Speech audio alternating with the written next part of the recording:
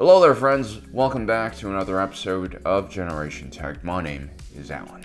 Once upon a time, the Jedi Order had these seers, these individuals who would interpret visions that came to them through the Force and write them down as prophecies. The Jedi quickly learned that while not inherently as destructive as dark side Force abilities, the product of these visions, these prophecies, could be quite dangerous because they gave individuals insights about the future. First of all, this was extremely valuable information, and when you have information like this, malicious actors, if they get their hands on it, they could cause a lot of damage. Or you could also have selfish and greedy individuals seek to exploit this information for their own personal gain. There's also a fundamental problem with the accuracy of these visions. They tended to be sparse in details and dates and focus on more poetic and esoteric description of events, which was a problem, especially when it dealt with great tragedies and death. For instance, Jedi Knight Sifo-Dyas had many visions throughout his life. He was a potent Force user, and had he been born in earlier times, he most likely would have been made into a Jedi seer.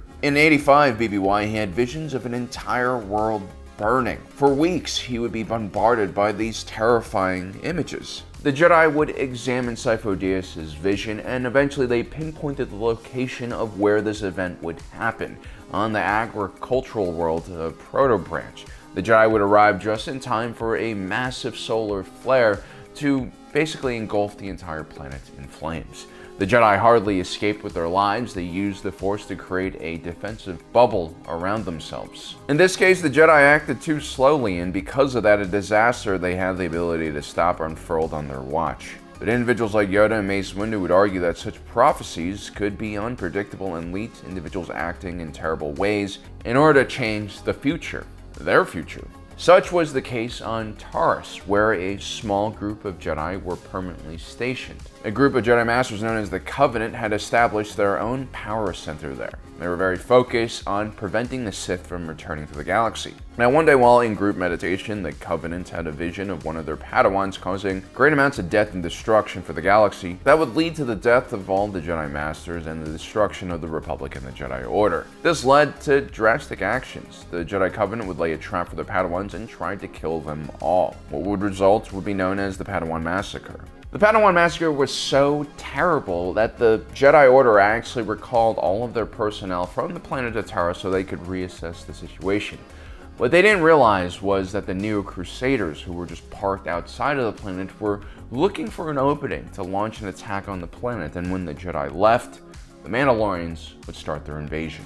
Now, prior to Taurus, the Mandalorians and the Old Republic had carefully kept its distance, but now both sides were engaged in a full-on war. In this case, the Jedi Covenant's fear of their own prophecy actually was self-fulfilling. It was their terrible action that started a series of events that would lead to all of their deaths and all of the destruction that they had witnessed in their vision. As you can see, prophecies that deal with apocalypses, death, destruction, and are very vague in nature are really difficult to deal with. Like, I understand that a dolphin will destroy our planet, but we just don't know which one.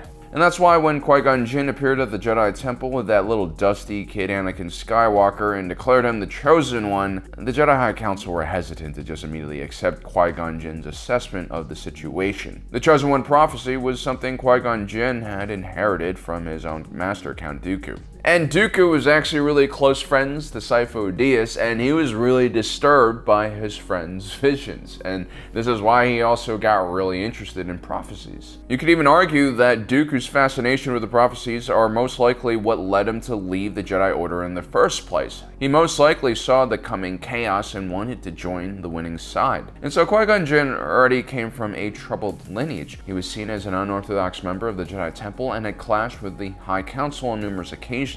Yoda had even extended an olive branch to Qui-Gon Jinn and invited him to join the Jedi Council, something that he wasn't really interested in because he was already at that point trying to figure out how to become one with the Force. And so the Jedi Council's reaction to Anakin was extremely cold and suspicious. Finding him was the will of the Force. I have no doubt of that.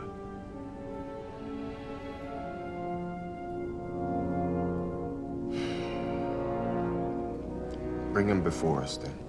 It's interesting how these Jedi who fully understand what the Force is and how magical it could seem are so willing to just completely discount what Qui Gon Jinn's saying here. As a matter of fact, they're looking at him like he's a fool or a madman to believe in such prophecies. The Jedi are disinterested and some are downright rude about the situation, despite the fact that Qui Gon Jinn had tested Anakin's blood and found out his midichlorian levels were off the chart. The reading is off the chart. Over 20,000. Even Master Yoda doesn't have a midichlorian count that high. No Jedi has. And his mother apparently had Anakin without having intercourse. There was no father. I carried him, I gave birth, I raised him. I can't explain what happened. These are two very specific traits that only the Chosen One can have. It's not very common to see these traits in other people. But instead of focusing on that, the Jedi Order are more concerned with their own rules and standards for recruitment, something that Anakin doesn't really fit into. While he passes all of the Force power requirements for the Jedi Order, when the Jedi take a look inside of his mind, they don't really like what they see. How feel you? Cold, sir. Afraid, are you? No, sir. See through you. We can. Be mindful of your feelings. I don't really understand what the point of this exercise is. Yeah, so what? This 10-year-old is afraid being in front of a room full of adults, and maybe he wants to hide his fear. These are completely normal human reactions. I mean, he's a recently freed slave, for crying out loud, who's never traveled away from his home. And now he's being presented in front of the Jedi Order, his potential future home. And so, of course he's nervous. But instead of showing a little bit of empathy towards Anakin, or having at least age-appropriate expectations out of this young man, the Jedi are just kind of dickheads. Your thoughts dwell on your mother. I miss her. Afraid to lose her, I think. What has that got to do with anything? Everything. Anakin is completely right to be annoyed here. I mean, these Jedi have been living in isolation for way too long. They've worked so hard to keep their emotions suppressed that they've all become weirdos. Every one of these Jedi Masters was taken away from their parents as infants, so they could never form healthy and necessary relationships with them. And this really crazy and messed up behavior has been normalized within the Jedi Order, so much so that they see Anakin, who actually had a mother, as a threat. I mean, it is so bizarre the way they think here. It makes absolutely no sense. Fear is the path to the dark side.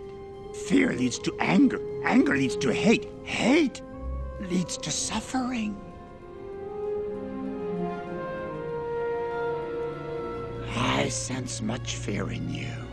I mean, the Jedi's view on feelings and passion are very extreme, and only individuals who have been brought up in this environment, brainwashed from a very young age, taken away from their parents, could really understand this. And so Anakin doesn't buy into this, and he shouldn't really have to, because he is not a Jedi. And because of this, from day one, the Jedi always denied Anakin. They saw him as not enough, dangerous, different. They never even attempt to try to make Anakin feel like he belongs. And that's all Anakin ever wanted. Being born a slave was quite rough for him, and having just left his enslaved mom behind, something that the Jedi could have easily fixed, by the way, now Anakin was desperately looking to belong somewhere else. Anywhere. That's always been at the root of Anakin's personality. He understands what it feels to be lonely and feel worthless. And so he's extremely eager to help out people, even strangers he's just met. He understands what it feels like to be alone and helpless. It's this deep empathy that Anakin has that makes him such a strong and powerful individual in the first place. And instead of seeing that empathy he has as a strength, it creates fear amongst the Jedi High Council. Because the Jedi don't want an individual's feelings affecting them, they also don't seem to really care how they come off in front of other individuals. He is to be trained then? No, he will not be trained. No. And so look at Anakin's face. I mean, he might be young, but this rejection is registering with him. And clearly his first experience with the Jedi Order has been extremely horrible. All they've done is judge him and make him feel unworthy for just being himself. The only individual who seems to care about Anakin at all is Qui Gon Jinn. I take Anakin as my Padawan learner. An apprentice you have, Qui-Gon. Impossible to take out a second. The code forbids it. He's willing to even give up his own Padawan in order to teach Anakin. Obi-Wan is ready. I am ready to face the trials. Our own counsel we will keep on who is ready. He is headstrong, and he has much to learn of the living force, but he is capable. There is little more he can learn from me. And even when the Jedi Council say no, Qui Gon Jinn is not willing to give up on Anakin. This is why Anakin loves Qui Gon. I don't want to be a problem. You won't be, Annie. I'm not allowed to train you, so I want you to watch me and be mindful. Always remember, your focus determines your reality. Stay close to me, and you'll be safe.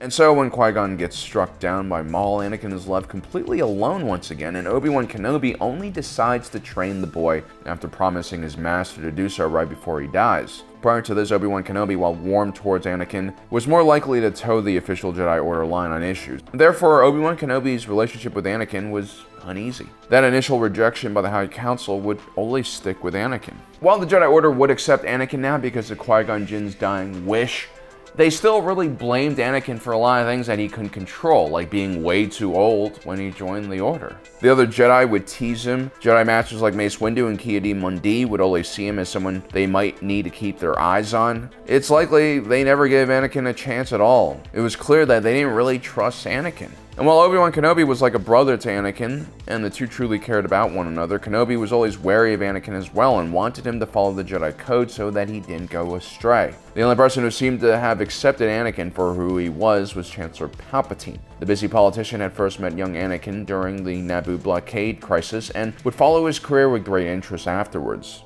He would always listen to Anakin's concerns and fears without judgment. They've finally given you an assignment. Your patience has paid off. Your guidance more than my patience.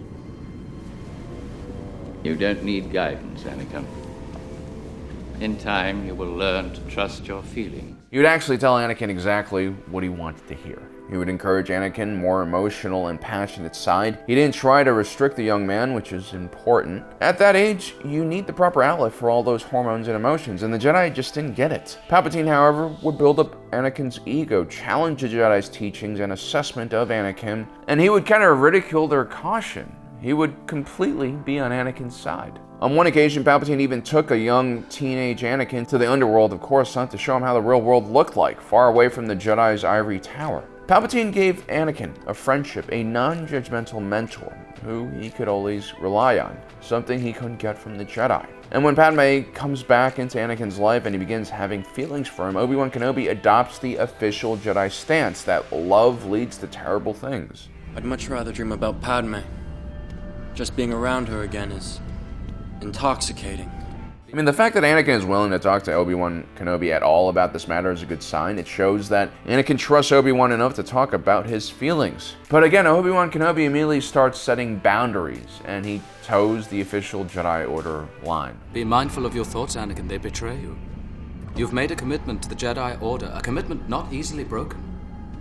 And don't forget, she's a politician, and they're not to be trusted. I mean, you would think Obi-Wan Kenobi would share his own experience with love. At one point in his career, Obi-Wan Kenobi thought about leaving the Jedi Order for the stunning Duchess of Mandalore. What Anakin, what all of these young teenage Jedi needed was far more than just the master. They needed a friend, they needed a brother, a father figure, someone to just accept them for who they were and accept their many flaws, especially for an individual like Anakin who had come into the Jedi Order under special circumstances. I don't sleep well anymore. Because of your mother?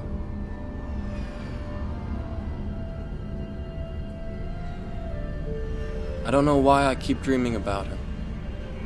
Dreams pass in time.